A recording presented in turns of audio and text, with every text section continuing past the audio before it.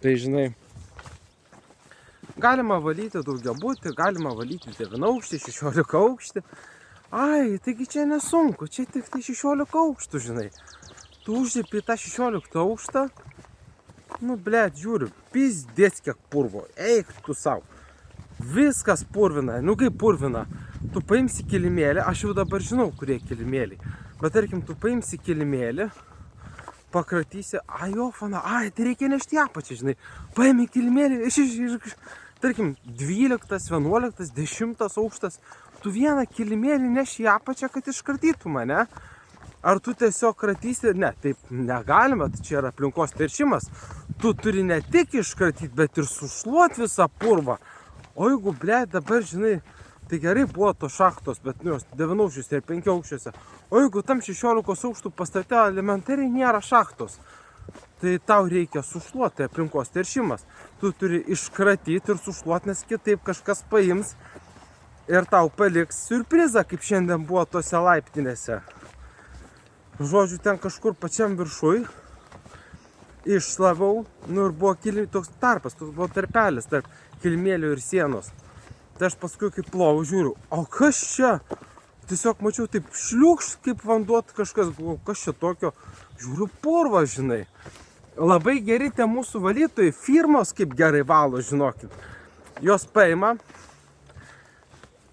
kuo greičiau. Tik jos dirba faktiškai už darbo valandas. Ir ne tai, kad už darbo valandas, čia yra efektyvumas. Tai tą valytoją turi faktiškai sušluoti per kuo mažesnį laiką, kuo daugiau.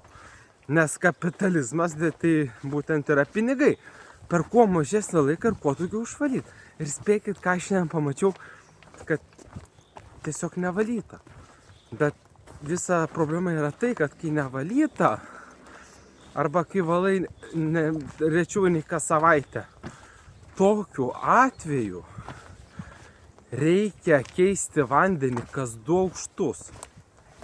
Jeigu tikrai nešvaru, o pavyzdžiui 16 aukštus namas, ai, taigi čia tik 16 aukštų per dieną, o ten aikštelė laiptų, gal 100 kvadratų. Nu, jo, tarp 50 ir 100 kvadratinių metrų ploto aikštelė, 16 aukštų name.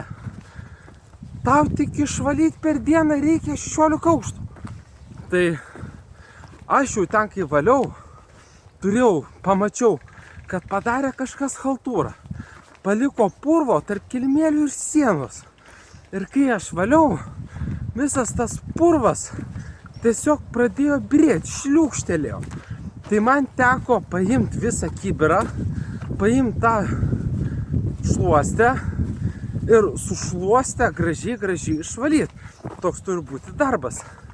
Bet visa esmė, kad tokiu atveju po 2-3 aukštų man teko keisti vandenį, bet aš jo nepakeičiau. Man teko keisti vandenį, bet aš jo nepakeičiau.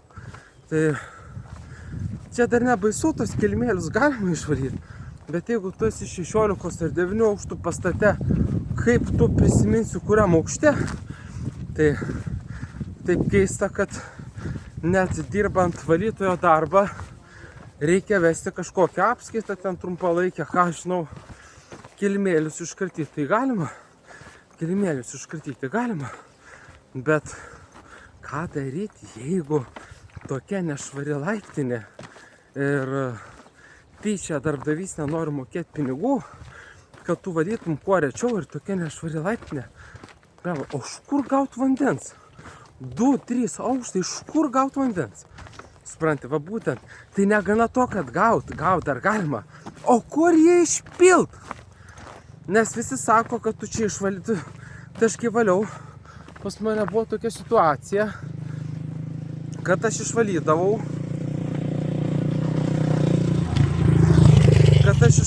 laiptinę, tada išpildavau vandenį. Bet jeigu tikrai yra nešvari laiptinė, jeigu tikrai nešvari, tai matai, tai tos firmos, ko jos nepadarė, jos nenuvalė atbrailų, kurios yra prie sienos, jos nenuvalė, visiškai buvo nevalyti ranktūriai, visiškai buvo nevalytos grindjuostės. Tai ten, nežinau kaip jos ten dirbo tos firmos, bet man atrodo jos pašlavė, net neplovė ir išėjo, žinai. Nes per kuo mažesnį laiką padaryti kuo daugiau. O iš tiesų reikia padaryti darbą, o ne kuo greičiau išeiti. Supranti? Darbą iš tiesų reikia padaryti, o ne kuo greičiau išeiti. Tai aš šiandien valiau apie 3 valandas valiau be sienų. Tai supranti, taigi sako, tu ką darai, plauni? Tai plauk. Tu ne tik plauk, tu ir sienas valyk. Tugi valytas, tu valai, tu viską turi valyti. Ir sienas valyti 16 ir 9 aukštų pastate. Tai va, kilimėlį, ką darysiu tais kilimėliais? Tu tikrai nežinosi atmintinai, kuriame aukšte yra tas kilimėlis. Atmintinai tikrai nežinosi. Tau reikia išnešti į apačią, iškartyti ir dar negana to sušluoti visą smėlį, kurį iškartėjai. Gal čia yra aplinkos teršimas, aš nežinau. Bet tau nereikia to smėlio palikinėti, kur kiti vaikšto. Tai va 16 aukštų name. Ir kas įdomiausia, kad ten yra 100 kvadratinių metrų pločio aikštelė. Ten yra 100 kvadratinių metrų pločio aikštelė. Labai smagu valyti. O būtent Rusijoje, ten Europoje, tokių daugiaaukščių yra daug. Jų ten daug. Bet aš nežinau, gal jie gali kažkur vietoje pasikeisti tą vandenį. Nes pavyzdžiui, jeigu tu valai daugiaaukštį namą, visas vanduo yra apačioj. Tai jau tavo tarnybinės patalpos yra apačioj. Tai va. Ir kitas dalykas, kai tu išneši tą kilimėlį, tau reikia prisiminti, kur tu jį palik, iš kur tu jį paėmei. Ir dar kitas dalykas, vanduo. Tai, aš nežinau, man faktiškai šiandien būtų tekę keisti 1 kartą vandenį, bet aš jo nekeičiau. Būtų tekę keisti. Aš jo nekeičiau. Todėl, kad aš žinau, tau reikia su tuo kibiru laikant rankoj, leistis į pačią apačią ir kažkokiu būdu reikia pakeisti, nes tiesiog tas vanduo yra per daug purvinas ir be to jisai greitai senka. Tas vanduo labai greitai senka. Nežinau. 16 aukštų name, tai ten iš viso ten kiek? Šiam 4 būtai.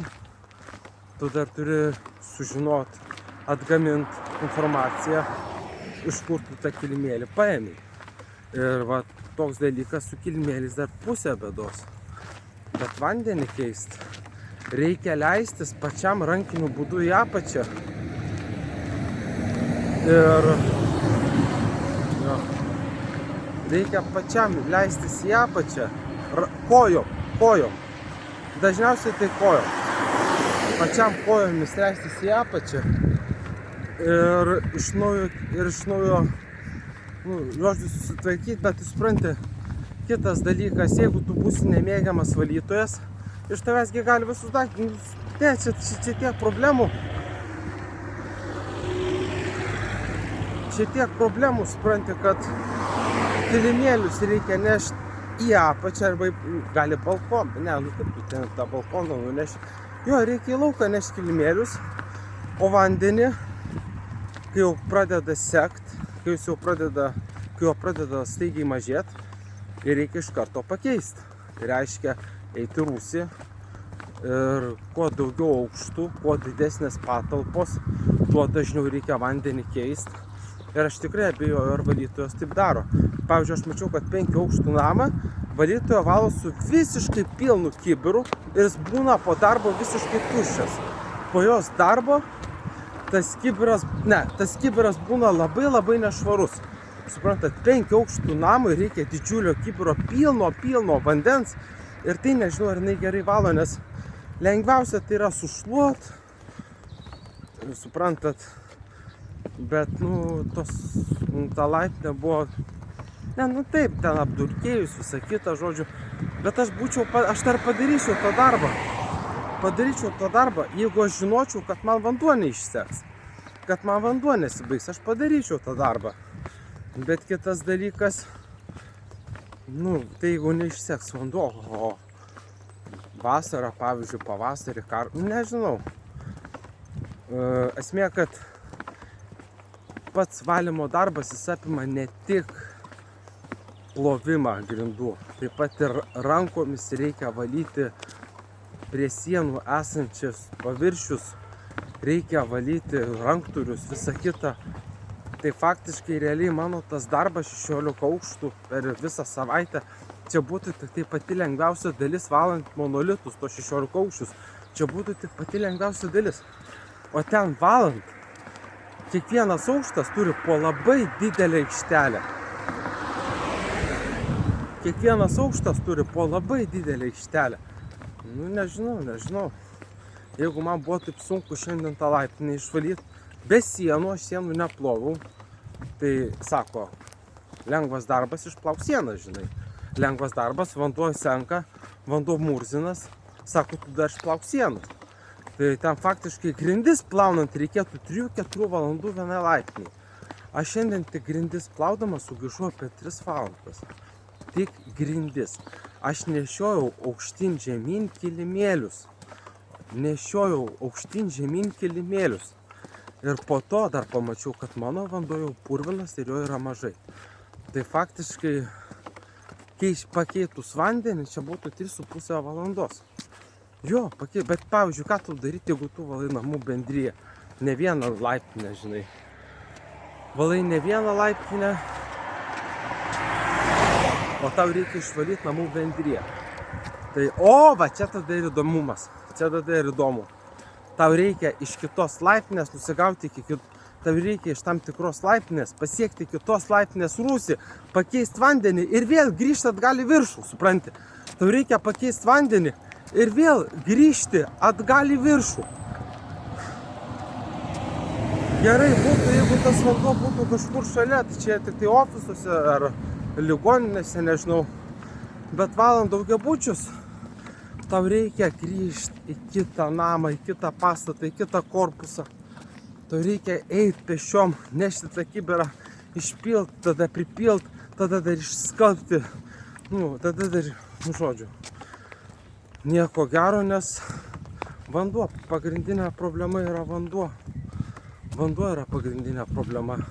Iškratyti galima, tų kilimėlių nėra begalybė, bet vandenį keisti reikia visas priemonės palikti ir svarbiausia, būtiniausiai palikti savo skudurus. Nes jeigu tu išpilsi tos skudurus kažkur ant žemės, reikės dar po to jos skalbti.